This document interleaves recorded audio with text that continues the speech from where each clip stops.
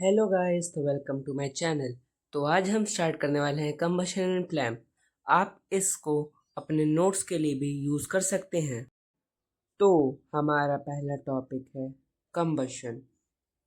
Combustion की definition होती है chemical process in which a substance react with oxygen releasing heat and light. मतलब कि एक ऐसा केमिकल प्रोसेस जब कोई सब्सटेंस ऑक्सीजन के साथ रिएक्ट करता है और हीट और लाइट रिलीज होती है तो उसको कंबशन कहते हैं। कंडीशंस रिक्वायर्ड, मतलब कंबशन के लिए कौन कौन सी कंडीशंस रिक्वायर्ड होती हैं। पहला है कंबस्टिबल सब्सटेंस यानी कि फ्यूल। फ्यूल बहुत ढेर सारे टाइप्स के होते हैं। उसके बाद सप्लाई ऑफ ऑक्सीजन यानी एयर। एयर जो होती है वो मिक्सचर ऑफ गैसेस होती है और मिक्सचर ऑफ गैसेस में ऑक्सीजन होता है। तो मतलब इसका मतलब होगा कि सप्लाई ऑफ ऑक्सीजन, क्योंकि ऑक्सीजन नहीं होगा तो कंबशन नहीं हो पाएगी, क्योंकि फ्यूल की बर्निंग ही नहीं हो पाएगी। उसके बाद अगला फैक्टर आता है इग्निशन टेम्परेचर। इग्निशन टेम्परेचर मतलब एक ऐसा आइडल टेम्परेचर जब कंबशन हो पाए।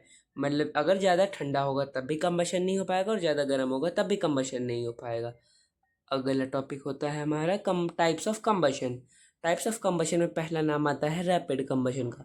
रैपिड कंबशन मतलब immediate burning with flame heat and light.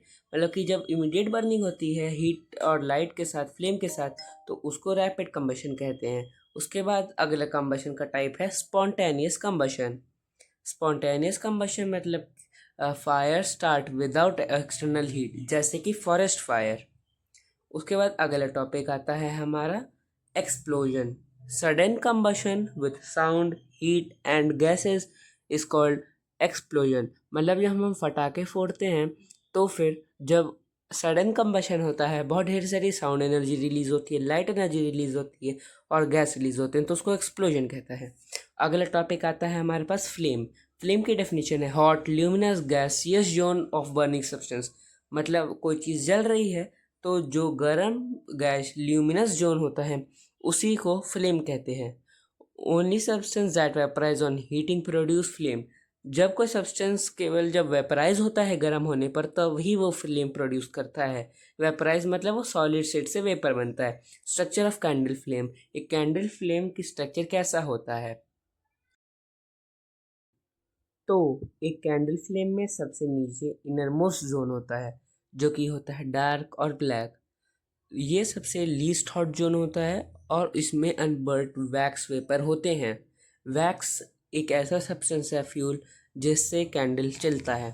Middle zone जो होता है वो येलो होता है, ल्यूमिनस होता है, मॉडरेट हॉट होता है, मतलब ज़्यादा ना गर्म होता है न कम गर्म होता है, और पार्शियल कंबशन होता है मिडिल जोन में।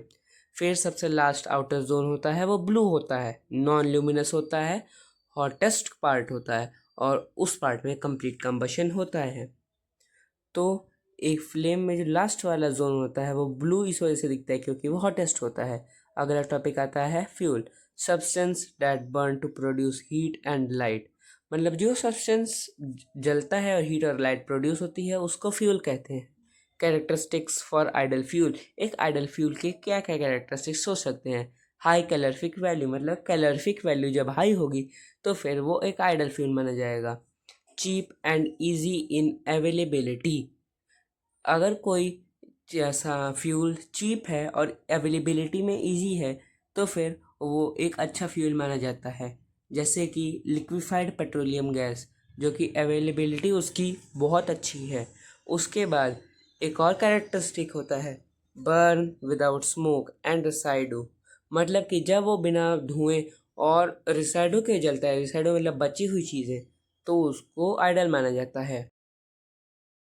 हमारे पास अगला कैरेक्टरिस्टिक है मॉडरेट इग्निशन टेम्परेचर। मतलब अगर किसी फ्यूल का इग्निशन टेम्परेचर मॉडरेट हो, मतलब ना ज़्यादा ठंडे पे वो फ्यूल जले ना ज़्यादा गर्म पे, तो फिर वो अच्छा होता है। और easy to store and transport, मतलब कि अगर कोई फ्यूल स्टोर करने में और ट्रांसपोर्ट करने में आसान नहीं होती है फ्यूल को, तो फिर वो अच्छा है।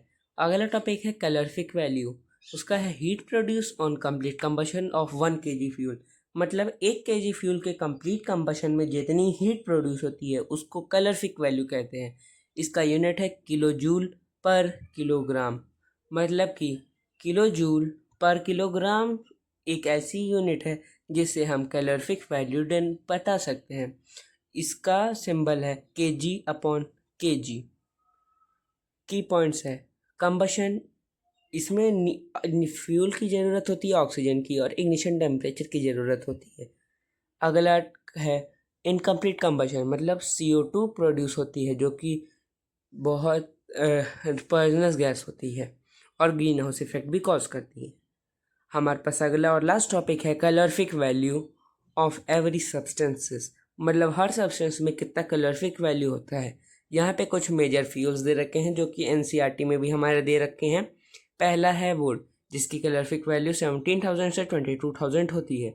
दूसरा 25,000 से 33,000 कोल की, फिर 30,000 चारकोल की, फिर 45,000 केरोसिन की, 45,000 पेट्रोलियम की भी होती है। उसके बाद पर 45 डीजल और पेट्रोल दोनों की होती है। 50,000 मीथेन की होती है। मीथेन जो होता है वो बायोगैस में बहुत ज़्यादा अमाउंट में निकलता है। फिर 50,000 कंप्रेस्ड नेचुरल गैस की होती है। 55,000 लिक्विफाइड पेट्रोलियम गैस, 35 से 40,000 बायोगैस की होती है, और बायोगैस में मीथेन सबसे ज़्यादा मिलता है, और 1,50,000 हाइड्रोजन की होती है। अगर आपको ये वीडियो पसंद आए तो please like, share and subscribe to my channel.